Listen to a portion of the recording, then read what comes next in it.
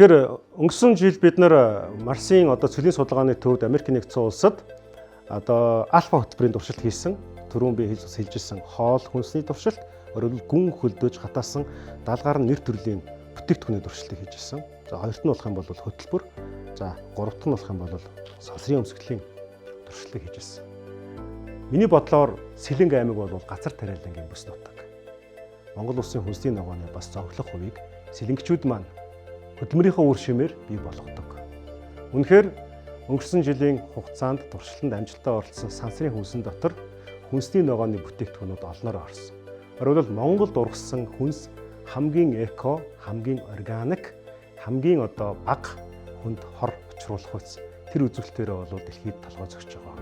Тэм учраас ирээдүйн Марсын хүнс, ирээдүйн сансрын хүнсний бэлтцийг Сэлэнг аймгийнхаа ногоочдоос авах. Энэ газар тариалангийн бүс нутгаас сонгон шалгаруулж авах бүрэн боломжтой гэж үзэж байгаа. Энэ бол нэг талаасаа бизнес санаа, нөгөө талаасаа бас Монголын үнцнийг, Монгол бүтээгдэхүүний, ялангуяа хүнсний бүтээгдэхүүний чанарыг дэлхийн стандартад харуулж өөрсдийгөө таниулан сурталчлах маш том боломжоо гэж бид үзэж байгаа. Тэр Марс бие төсөл гэдэг бол зөвхөн Марсыг эзэмшихэд туслахаас гадна өөр мянган боломжуудыг нээсэн төслөө гэж та бүхэн ойлгож байна. Mars for everyone.